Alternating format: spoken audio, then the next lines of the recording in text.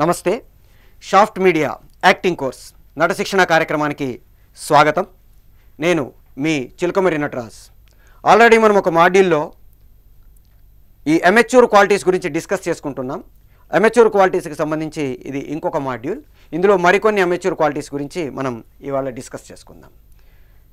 ఈ amateur qualities అంటే ఔత్సాహిక నట లక్షణాలు. అంటే ఒక ఇష్టం ఉంటుంది, ఉత్సాహం ఉంటుంది, కానీ ప్రొఫెషనల్గా ఏం చేయాలో ఎలా చేయాలో తెలియని వాళ్ళు పర్ఫార్మెన్స్ చేసేటప్పుడు వచ్చే ప్రాబ్లమ్స్ ఏంటి, వాటికి సంబంధించి మనం డిస్కస్ చేసుకుంటున్నాం. దాంట్లో ఫీలింగ్ టు సిట్ డౌన్ అంటాం. అంటే కూర్చోవాలనే కాంక్ష. ఏమవుతుందంటే యాక్టింగ్ చేసేటప్పుడు నెర్వస్నెస్ అనేది నేను చేస్తానో చేయనో ఫస్ట్ మాట్లాడుకున్నట్టు సభాకంపం ఇట్లాంటివి ఉండడం వల్ల నర్వస్నెస్ తోటి నేను చేయగలనో లేదో అని ఒక టెన్షన్ తోటి మన బాడీ కొంచెం ఇదవుతూ ఉంటుంది. దాంట్లో పర్టికులర్గా మన నీస్ మీద ఎఫెక్ట్ పడుతుంది. ఆ నెర్వస్నెస్ తాలూకు ఇంపాక్ట్ మన నీస్ మీద ఎక్కువ ఉంటుంది. అందుకని కూర్చోవాలని తపన ఉంటుంది. ఒక డైరెక్టర్ ఏదన్నా చెప్పినప్పుడు ఇది కూర్చోబెట్టి చేయిస్తే బాగుండు అని ఫీలింగ్ కలుగుతుంటుంది. అందుకని మనము కూర్చోవాలనే ఫీలింగ్ కలగడానికి కారణం ఏంటంటే ఆ నర్వస్నెస్. ఫస్ట్ మనం చేసే ఏదైతే యాక్టివిటీ ఉందో దాని మీద ఇంట్రెస్ట్ని, ఎనర్జీని పెట్టుకోగలిగితే ఈ కూర్చోవాలనే ఫీలింగ్ పోతుంది. జనరల్గా ఎనర్జీ అనేది చాలామంది ఫిజికల్ అనుకుంటారు. ఎనర్జీ అనేది ఫిజికల్ కాదు, ఇట్ ఈస్ సైకలాజికల్. మన మైండ్ తోటి మనం ఈ పని చేయగలము, ఈ పని ఎంతసేపు అయినా చేయగలము అని మనం అనుకుంటే మనం సాధిస్తాం. అదే అమ్మ ఇప్పుడు ఈ పని చేయాలా, ఇప్పుడు మొదలెట్టాలా అనుకున్నారనుకోండి, ఆ నర్వస్నెస్ మనని ఆవహించి మనకి తెలియకుండా ఎనర్జీ డౌన్స్ అయిపోయి మనం పర్ఫార్మెన్స్ చేసేటప్పుడు ఏదైతే ఫుల్ జోష్లో చేయాలో దాన్ని చేయకుండా తగ్గిపోవడానికి అవకాశం ఉంటుంది. అందుకని ఎప్పుడైతే మనం కూర్చోవాలని ఫీలింగ్ కలుగుతుంది అంటే మీనింగ్ ఏంటంటే మనలో ఎనర్జీ లెవెల్స్ తగ్గుతున్నాయని అర్థం. జనరల్గా ఎనర్జీ అంటే ఏంటండి, ఫిజికల్ అంటారు ఏంటి, ఎనర్జీ అనేది సైకలాజికల్ అంటారు ఏంటండి. ఫిజికల్గా నేను అలసిపోతే ఎనర్జీ తగ్గుతుంది కదా అనుకుంటారు. ఒక గంట సేపు జిమ్ చేశారనుకోండి, ఎనర్జీ తగ్గుతుందిగా ప్రాక్టికల్గా. అదే గంట సేపు మీరు జిమ్ చేసేటప్పుడు మీ ఎదురుగా ఒక అందమైన అమ్మాయి కూర్చొని ఉందనుకోండి, ఏం చేస్తారు? మీ ఎనర్జీ తగ్గిపోతుందా? తగ్గిపోదుగా. ఇంకా జోష్గా చేస్తారు. ఎందుకని? ఆ అమ్మాయి మనని చూస్తుంది, బాగా చేయాలని ఫీలింగ్ ఉంది తప్ప నేను ఈ జిమ్ చేస్తున్నప్పుడు నా ఎనర్జీ తగ్గిపోతుంది అనే ఫీలింగ్ని మీరు తీసుకోకపోవడం వల్ల మీ ఎనర్జీ ఇంకా ఎక్కువ అవుతుంది. దీనికి సాపేక్ష సిద్ధాంతం గురించి ఐన్స్టీన్ కొంతమంది అడిగారనమాట.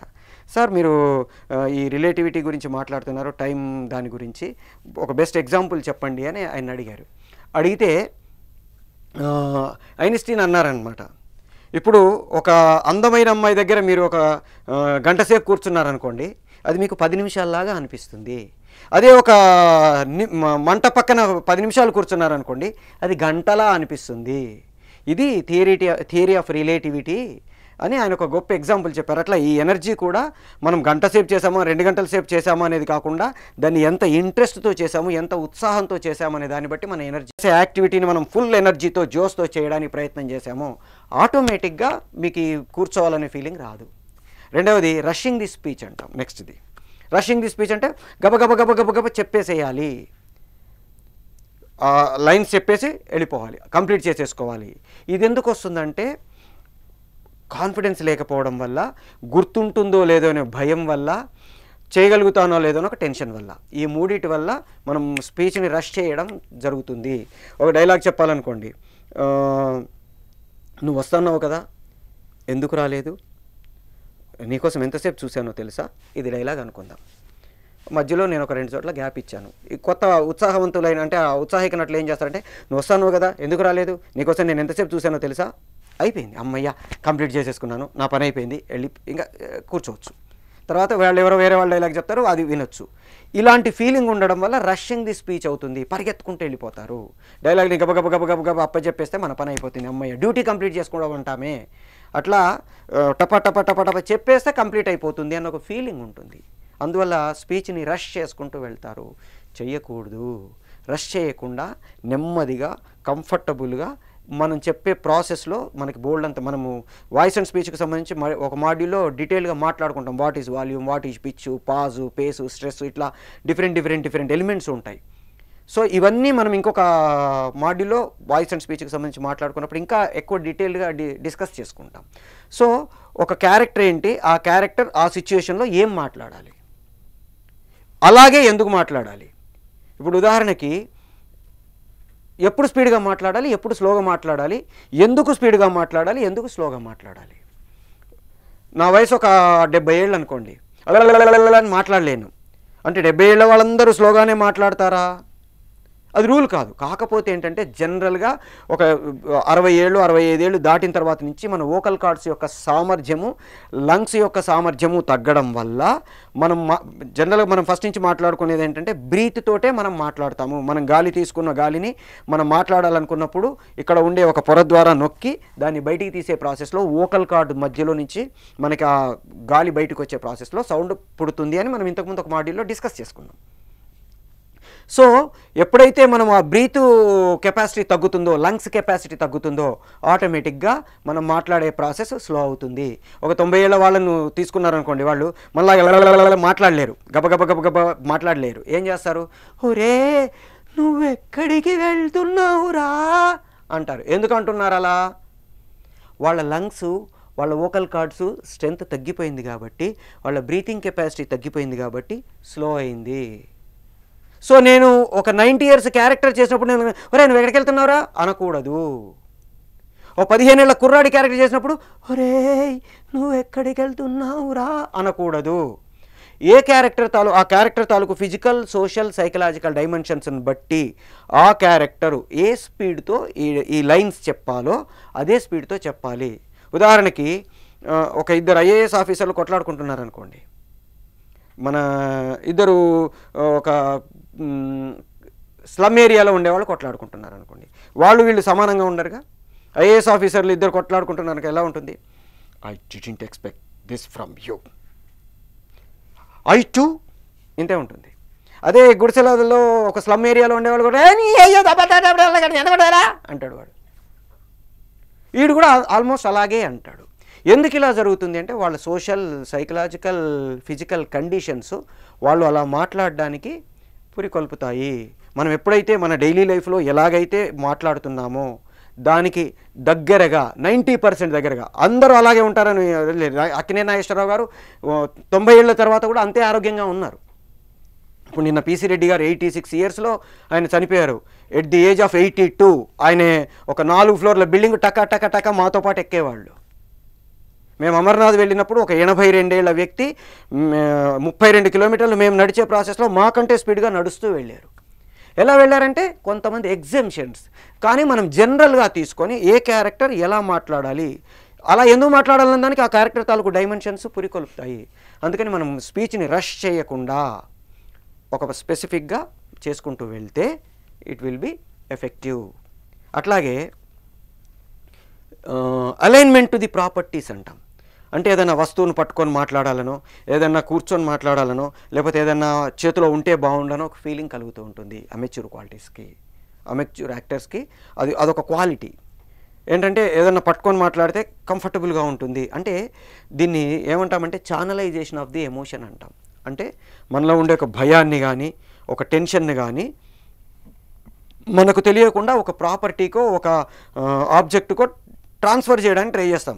చాలామంది మైక్ పట్టుకొని మాట్లాడతారు. మైక్ ఇలా గట్టిగా పట్టుకోవడం, ప్రజలారా మరి నేను ఇవాళ చెప్పేది ఏంటంటే ఇలా మాట్లాడతారు. ఎందుకు ఈ మైకును గట్టిగా పట్టుకుంటున్నారు అంటే ఈ అలైన్మెంట్ ఆఫ్ ది ప్రాపర్టీస్ అంటాం. కొంతమంది ఈ పోడియం పట్టుకొని మాట్లాడతారు, కొంతమంది చేతిలో ఏదైనా ఒక వస్తువును పట్టుకొని మాట్లాడతారు, కొంతమంది పుస్తకం భగవద్గీత, బైబిలో ఇంకోటో చేతిలో పట్టుకొని మాట్లాడతారు. ఎందుకంటే ఇది నాకు ఒక సపోర్ట్ ఇస్తుందని ఒక ఫీలింగ్. ఎప్పుడైతే మనము దాని మీద డిపెండ్ అవ్వడం మొదలెడతామో మన సెల్ఫ్ ఎస్టీమ్ ఏదైతే కాన్ఫిడెన్స్ ఉందో అది లూజ్ అవుతూ వస్తుంది. అది వస్తువు కనబడకపోయినా, వస్తువు నా దగ్గర లేకపోయినా నాకు తెలియకుండా నా కాన్ఫిడెన్స్ లూజ్ అయిపోతుంది. ఎప్పుడైతే నా కాన్ఫిడెన్స్ లూజ్ అవుతుందో ఆటోమేటిక్గా నా పర్ఫార్మెన్స్లో క్వాలిటీ తగ్గుతుంది. తగ్గకుండా ఉండాలంటే ఈ అలైన్మెంట్ ఆఫ్ ది ప్రాపర్టీని మనం మానేయాలంటే మరి ఎట్లా? మళ్ళీ ఫస్ట్ మనం మాట్లాడుకున్న కాన్ఫిడెన్సు, రిలాక్సేషను, ప్రాక్టీసు, ఫోకస్, ఈ నాలుగిటిని మనం ప్రతి చోట అప్లై చేసుకుంటూ వెళ్తాం. అట్లాగే మనం చేసే ఏదైతే యాక్టివిటీ ఉందో దాని మీద ఫోకస్ చేసుకొని దాన్ని కొంచెం ఎక్కువగా విగరస్గా ప్రాక్టీస్ చేసి ఒక 4-5 సార్లు దాన్ని మళ్ళీ అనుకొని మనం ఆ పర్ఫార్మెన్స్ చేసుకుంటూ వెళ్తే ఆటోమేటిక్గా ఈ అలైన్మెంట్ ఆఫ్ ది ప్రాపర్టీస్ అనే ఒక సైకలాజికల్ ఛానలైజేషన్ అనేది తగ్గుతుంది. అందుకని మనం ఎప్పుడు కూడా ఒక ప్రాపర్టీకి అలైన్మెంట్ కావడమో ఇట్లాంటి దాన్ని చేసుకోకుండా మనం ప్రయత్నం చేయడానికి ట్రై చేస్తాం. నెక్స్ట్ది mouthing the other characters lines అంటాం. అంటే పక్క వాళ్ళు మాట్లాడుకునే మాటలు చెప్పవలసిన లైన్స్ని వీళ్ళు వాళ్ళ తర్వాత నేను చెప్పాలి కదా అని వాళ్ళు డైలాగ్ చెప్పేటప్పుడు అవునరా మనం అక్కడికి వెళ్దాం రా అలాగంటావా సరే సరే అంటుంటారు. ఇదేంటంటే చిన్నపిల్లలు దీన్ని ఎక్కువ చేస్తుంటారు. మీరు అబ్జర్వ్ చేయండి. చిన్నపిల్లలతో మనం ప్లేలు చేయించినా చిన్నపిల్లలతోటి మనం యాక్టివిటీ చేసినా వాళ్ళు ఏదన్నా పక్క వాళ్ళు అప్పచెప్పిన తర్వాత నేను అప్పచెప్పాలి అంటే పక్క వాళ్ళు చెప్పేదంతా వీళ్ళు అనుకుంటుంటారు. సింగర్స్లో ఇది ఎక్కువ కనబడుతూ ఉంటుంది. వేరే వాళ్ళు పాట పాడుతున్నారనుకోండి వీళ్ళు మౌతింగ్ చేస్తూ ఉంటారు. దానికి అక్కడ ఆ సింగరు నా మది నిన్ను పిలిచింది గానమై అంటున్నాడు అనుకోండి వీళ్ళు కూడా అంటూ ఉంటారు. ఇది యాక్టింగ్ చేసేటప్పుడు చేయకూడదు. మామూలుగా బయట ఎవరైనా ప్రాక్టీస్ చేసేటప్పుడు రిహార్సల్ చేసేటప్పుడు మనం చేయొచ్చు, కానీ పర్ఫార్మెన్స్ చేసేటప్పుడు చేయకూడదు. ఎందుకంటే I should be there in క్యారెక్టర్లో లేకుండా పక్కవాడి క్యారెక్టర్ని నేను అబ్జర్వ్ చేస్తున్నాను. పక్కవాడి క్యారెక్టర్ని కూడా అబ్జర్వ్ చేయట్లా, పక్కవాడి యాక్టింగ్ని అబ్జర్వ్ చేస్తున్నాను, పక్క ఆర్టిస్ట్ని అబ్జర్వ్ చేస్తున్నాను, క్యారెక్టర్ని కాదు యాక్టర్ని అబ్జర్వ్ చేస్తున్నాను అని అర్థం. అలా చెయ్యకుండా నేను నా క్యారెక్టర్లో ఉంటే ఈ ప్రాబ్లం రాదు. జనరల్గా మనకి రియాక్షన్స్ అంటాము. అంటే ఎదుటి వాళ్ళు చెప్తున్నప్పుడు మనం రియాక్ట్ కావాలి. ఈ రియాక్షన్స్ జనరల్గా 3 రకాలుగా ఉంటాయి. Positive reaction, negative reaction, neutral reaction అని. పాజిటివ్ రియాక్షన్ అంటే వాళ్ళు చెప్పేది నేను అంగీకరిస్తున్నాను. అరే మనం వెళ్దామా అన్నాడు అనుకోండి, వెళ్దాం రా అని నేను రియాక్ట్ కావాలి. వెళ్దాం రా అని నేను రియాక్ట్ కావాలంటే నేను పాజిటివ్గా రియాక్ట్ అవుతున్నాను. వెళ్దామా రా అంటే వద్దురా అని నేను అన్నాను అనుకోండి, అది నెగిటివ్ రియాక్షన్. అంటే నాకు వెళ్ళడం ఇష్టం లేదు, వాడితో పని చేయడం ఇష్టం లేదు అనుకోండి, దీన్ని నెగిటివ్ రియాక్షన్ అంటాం.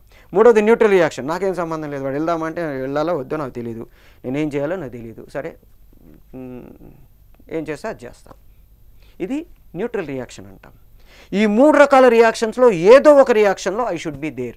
జనరల్గా ఒక డైరెక్టర్ ఫ్రేమ్ పెట్టుకున్నప్పుడు ఎప్పుడూ కూడా non speaking lip is more powerful than మన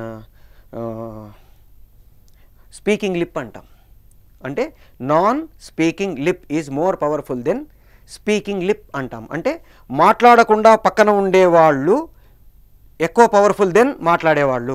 మాట్లాడే వాళ్ళకంటే పక్కన ఉన్న వాళ్ళు ఎందుకు ఇంపార్టెంట్ అనిపిస్తుందంటే వీళ్ళు మాట్లాడేది మనకు వినపడుతుంది, వాళ్ళు చేసేది మనకు కనబడుతుంది. ఒకళ్ళు మాట్లాడుతున్నప్పుడు పక్క వాళ్ళని కదలనీయకుండా ఫ్రేమ్లో పెట్టడానికి ట్రై చేస్తాం డైరెక్టర్గా. ఎందుకని అంటే వాళ్ళు కదులుతున్నారనుకోండి, నేను వీళ్ళ మాటలు వినకుండా వాళ్ళని చూస్తాను. ఈ మౌతింగ్ ఇస్తుంటే కూడా నా కాన్సన్ట్రేషను వాడిని వదిలేసి మన దగ్గరికి వస్తుంది. వీడేదో చేస్తున్నాడే, వీడేం చేస్తున్నాడు అని వాడిని చూడడం మొదలెడతాం. ప్రేక్షకుడుగా నేను ఎవరైతే మాట్లాడుతున్నారో వాడిని వదిలేసి ఎవరైతే మాట్లాడట్లేదో వాడి రియాక్షన్ కోసం వెళ్తాను. పోనీ వాడు ఆ పర్టికులర్ సిచ్యుయేషన్లో అయ్యే రియాక్షన్ ఇస్తూ ఉంటే ప్రాబ్లం లేదు. కాకుండా ఏమవుతుంది, ఇది వాడు ఇవ్వకూడని రియాక్షన్ ఇస్తున్నాడు, వాడి డైలాగులు కూడా వీడే మౌత్లో అనుకుంటున్నాడు, దానివల్ల ప్రాబ్లం వస్తుంది. అందుకని మనం ఏం చేయాలి, ఎదుటి వాళ్ళు మాట్లాడేటప్పుడు ఆ పాత్ర తాలూకు ఫ్లో ఏదైతే ఉందో దాన్ని పట్టుకోవాలి తప్ప పాత్ర మాట్లాడే మాటలు కాదు. ఆ పాత్ర తాలూకు మాటల వెనుక ఉండే భావాన్ని మనం తీసుకొని దానికి నేను పాజిటివ్గా రియాక్ట్ కావాలా, నెగిటివ్గా రియాక్ట్ కావాలా, న్యూట్రల్గా రియాక్ట్ కావాలా అనేది నేను ఆలోచించుకొని దాన్ని అర్థం చేసుకొని నేను చేసుకుంటూ వెళ్తే ఎఫెక్టివ్గా ఉంటుంది. అంతే తప్ప వాడు ఏం మాట్లాడుతున్నాడు అంటున్నాడు దాని తర్వాత నేను అనాలి, అమ్మయ్య నా లైన్ వచ్చేసింది. 5గురు మాట్లాడుతున్నారు అనుకోండి, వీడిది చెప్తాను నేనే ఇప్పుడు అనుకున్న. అప్పుడు ఏమవుతుంది, ఈ యాక్టింగ్లో బ్రేక్ కూడా వస్తుంది. మనం చేసే ఫ్లోలో ఒక చిన్న బ్రేక్ వస్తుంది. వీడి తర్వాత నేను ఫ్రేమ్లో నేను ఉన్నాను అనుకోండి, వాళ్ళు క్లోజులు పెట్టినప్పుడు నేను ఉండి నా క్లోజ్ పెట్టినప్పుడు నేను ఇలా చేస్తే ప్రాబ్లం లేదు. ఎందుకని వాడిదన్నాడు తర్వాత నా క్లోజ్ అప్పుడు నేను నా పర్ఫార్మెన్స్ నేను చేస్తున్నాను. కానీ ఎప్పుడైతే అందరం ఫ్రేమ్లో ఉన్నామో నేను చేయాల్సి వచ్చినప్పుడు ఇలా చేస్తే చాలా ఇబ్బంది అవుతుంది. కాకుండా మనం పర్ఫెక్ట్గా నేను చేయాలనుకున్న అదేదైతే ఉందో దాన్ని చేసే ప్రాసెస్లో ఎదుటి వాళ్ళ లైన్స్ని నేను వాడి మౌతింగ్గా కాకుండా వాడు చెప్పడానికి నేను పాజిటివ్గా రియాక్ట్ కావాలా, నెగిటివ్గా రియాక్ట్ కావాలా, న్యూట్రల్గా రియాక్ట్ కావాలా అనే ఆ రియాక్షన్ మీద కాన్సన్ట్రేట్ చేస్తే ఈ మౌతింగ్ రాదు. Right. Next no feeling of characterization అంటాం. అంటే పాత్ర యొక్క లక్షణాలని అర్థం చేసుకోలేకపోవడం. నటుడు ఎప్పుడూ కూడా తను ఒక పర్ఫార్మెన్స్ చేసేటప్పుడు ఒక షాట్ కానీ 2 షాట్లు కానీ ఒక సీన్ కానీ ఒక మొత్తం టోటల్ స్టోరీ కానీ పర్ఫార్మెన్స్ చేసేటప్పుడు ముందుగా ఆ పాత్ర యొక్క లక్షణాలని తను అర్థం చేసుకోవాలి. ఆ క్యారెక్టర్ తాలూకు డైమెన్షన్స్ ఏంటి, పాత్ర తాలూకు లక్షణాలు ఏంటి, వాటికి సంబంధించి మనం ఒక ఫుల్ ఫెల్డ్ ఒక మాడ్యూల్లో మళ్ళీ మాట్లాడుకుంటాం. పాత్ర తాలూకు బేసిక్ క్వాలిటీస్ ఎలా ఉండాలి, దాని ఫిజికల్, సోషల్, సైకలాజికల్ డైమెన్షన్స్ అంటే ఏంటి, అది చేయాల్సిన సిచ్యువేషన్లో ఉండాల్సిన 5 Ws ఏంటి, వీటన్నిటి గురించి మనం మళ్ళీ ఒకసారి విడిగా మాట్లాడుకుంటాం, ఇంకొక మాడ్యూల్లో డిస్కస్ చేసుకుంటాం. ఇక్కడ మనకి ఏంటంటే ఈ పర్టికులర్గా ఆ క్యారెక్టరైజేషన్ గురించి, క్యారెక్టర్ అంటే ఏంటి తెలియాలి ఫస్ట్, పాత్ర యొక్క లక్షణాలు ఏంటి, ఆ పాత్ర ఈ మొత్తం కథలో ఏంటి, ఏమి ఇంపార్టెన్స్ కలిగి ఉంటుంది, అది ఈ మొత్తం కథలో ఏ విధంగా మలుపు తిప్పడం కానీ, కథను ముందుకు నడపడం కానీ, లేదా కథలో ఒక భాగంగా కావడం కానీ, లేదా కథ ఆధారం కావడం కానీ ఎలా జరుగుతుంది, దాన్ని మనం అర్థం చేసుకోగలిగితే, ఇంపార్టెన్స్ ఆఫ్ ది క్యారెక్టర్ తెలిస్తే, పాత్ర యొక్క స్వభావం తెలిస్తే, మనం పర్ఫార్మెన్స్ చేసేటప్పుడు ఆ క్యారెక్టరైజేషన్ని మన మీద ఆరోపించుకోవడానికి ప్రయత్నం చేస్తాం. మనం జనరల్గా ఇంట్రడక్షన్ టు ది యాక్టింగ్ గురించి మాట్లాడుకున్నప్పుడు కూడా మనం ఒక 4 పాయింట్స్ గురించి మాట్లాడుకున్నాం. ఇంట్రడక్షన్ చెప్పేటప్పుడు, డెఫినేషన్ ఆఫ్ యాక్టింగ్ చెప్పేటప్పుడు మనం ఏమనుకున్నాం, మనది కాని దాన్ని మన మీద ఆరోపించుకొని మనం నమ్మి ఎదుటి వాళ్ళని నమ్మించడం అనేది మనం డెఫినేషన్ ఆఫ్ ది యాక్టింగ్ గురించి మాట్లాడుకున్నాం. ఇక్కడ కూడా ఒక పాత్ర ఏంటి, ఆ పాత్ర తాలూకు స్వరూప స్వభావాలేంటి, ఆ పాత్రని ఒక రచయిత ఎందుకు సృష్టించాడు, ఈ కథలో ఆ పాత్ర చేయాల్సిన పనులేంటి, వీటన్నిటిని అర్థం చేసుకుంటే ఒక నటుడుగా నేను పర్ఫార్మెన్స్ చేసేటప్పుడు దాని తాలూకు క్లారిటీ ఉంటుంది. ఇవేం అర్థం చేసుకోకుండా, ఈ క్యారెక్టరైజేషన్ గురించి అసలు ఊహించుకోకుండా, అక్కడ డైలాగ్ చెప్పమన్నారు, ఓకే ఏం చెప్పమన్నారు, ఒరే నువ్వు ఇక్కడికి ఎందుకు వస్తావురా, నేనే నీతో వస్తానన్నాను కదా, అయిపోయింది. ఒరే ఇక్కడికి ఎందుకు వస్తావురా, నేనే నీతో వస్తానన్నాను కదా, చెప్పాను. ఎందుకు చెప్పాలి, వీడక్కడికి వెళ్ళడం ఇష్టం లేక చెప్పాలి, వాడిక్కడికి రావడం ఇష్టం లేదని చెప్పాలా, లేకపోతే నేను అక్కడికి వెళ్ళిపోతే బాగుంటుందని చెప్పాలా, లేదా ఇక్కడికి వస్తే ఇబ్బంది అవుతుందని చెప్పాలా, ఇట్లా రకరకాల కారణాలు ఉంటాయి. ఈ కారణాలన్నింటినీ మనం పట్టుకోగలిగితే క్యారెక్టరైజేషన్ తాలూకు బేసిక్స్ తెలుస్తాయి. వీటన్నిటిని మనం అర్థం చేసుకున్నప్పుడు మనం పర్ఫార్మెన్స్ చేసే ఏదైతే ఎలిమెంట్స్ ఆఫ్ కమ్యూనికేషన్ ఉందో అవి పర్ఫెక్ట్గా మనతో పాటు ప్రేక్షకుడికి కూడా కమ్యూనికేట్ అవుతాయి. లేకపోతే నా క్యారెక్టర్ నాలాగే ఉంటుంది, ప్రేక్షకుడికి ఇంకో రకంగా అర్థమవుతుంది. అలా కాకుండా క్యారెక్టర్ తాలూకు బేసిక్ ఇన్పుట్స్ అన్నిటిని మనం తీసుకొని దాన్ని పర్ఫార్మెన్స్ చేస్తే అద్భుతంగా ఉంటుంది. జనరల్గా ఏం చేస్తామంటే ఒక క్యారెక్టర్ మనకి ఇవ్వగానే క్యారెక్టర్ తాలూకు బయోగ్రఫీ రాసుకోవడానికి ట్రై చేయాలి. ప్రొఫెషనల్గా మనం పర్ఫార్మెన్స్ చేద్దాం అనుకున్నప్పుడు ఆ క్యారెక్టర్ తాలూకు biography based on the importance of the character and length of the character ఈ బయోగ్రఫీ మారుతుంది. ఒక్కొక్కసారి 2 పేజీలలో సరిపోతుంది, ఒక్కోసారి 15-20 పేజీలు కూడా వస్తుంది. అంటే ఉదాహరణకి లీడ్ రోల్ చేస్తున్నారనుకోండి, మీరు ప్రొటోగనిస్ట్ క్యారెక్టర్, యాంటోగనిస్ట్ క్యారెక్టర్ చేస్తున్నారనుకోండి, లేదా మెయిన్ సపోర్టింగ్ క్యారెక్టర్ చేస్తున్నారనుకోండి, ఆ క్యారెక్టర్లకు బయోగ్రఫీ రాసుకుంటే మనకి దాదాపు ఒక్కొక్కసారి 15-20 పేజీలు కూడా వస్తుంది, ఒక్కొక్కసారి 200-300 పేజీలు కూడా రావచ్చు. బ్యాక్ స్టోరీ అని ఒక పదం వాడుతుంటాం జనరల్గా. బ్యాక్ స్టోరీ అంటే మనకి ఏదైతే పర్ఫార్మెన్స్ ఉందో దీంట్లో చూపించకుండా ముందు జరిగిపోయిన స్టోరీ.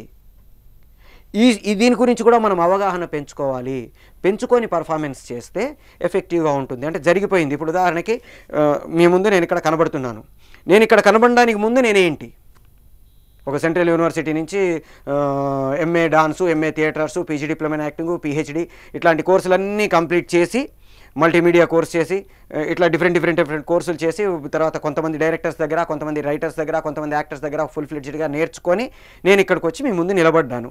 నేను చేసే ఈ 10 నిమిషాల తాలూకు యాక్టివిటీ ఏదైతే ఉందో దాంట్లో నా మొత్తం ఈ బ్యాక్గ్రౌండ్ తాలూకు అదంతా రిఫ్లెక్ట్ అయితే ప్రేక్షకుడు క్యారెక్టర్ని బాగా అర్థం చేసుకోవడానికి ట్రై చేస్తాడు. లేదనుకోండి, ఆ 10 నిమిషాల కోసమే చూస్తే ముక్కలాగా ఉంటుంది. ఎప్పుడు బ్రెడ్ స్లైస్ అంటాము, అంటే బ్రెడ్ని ముక్కలుగా కోసాము, ప్రతి స్లైస్లో కూడా టోటల్ బ్రెడ్ తాలూకు లక్షణాలన్నీ ఉండాలి. ఒక్కొక్క స్లైస్ విడివిడిగా ఉందనుకోండి, ఏదో లోపం ఉందని అర్థం. సో ఇలా ఉండకుండా మొత్తం అన్నిటినీ మనం జాగ్రత్తగా ఎనలైజ్ చేసుకోవడానికి ట్రై చేస్తాం. సో ఇంకా ఇంకొక ఎపిసోడ్లో ఇంకో కొన్ని అమెచ్యూర్ క్వాలిటీస్ గురించి డిస్కస్ చేసుకోవడానికి ట్రై చేద్దాం. అంతవరకు సెలవు. మీ చిలకమర్రి నటరాజ్.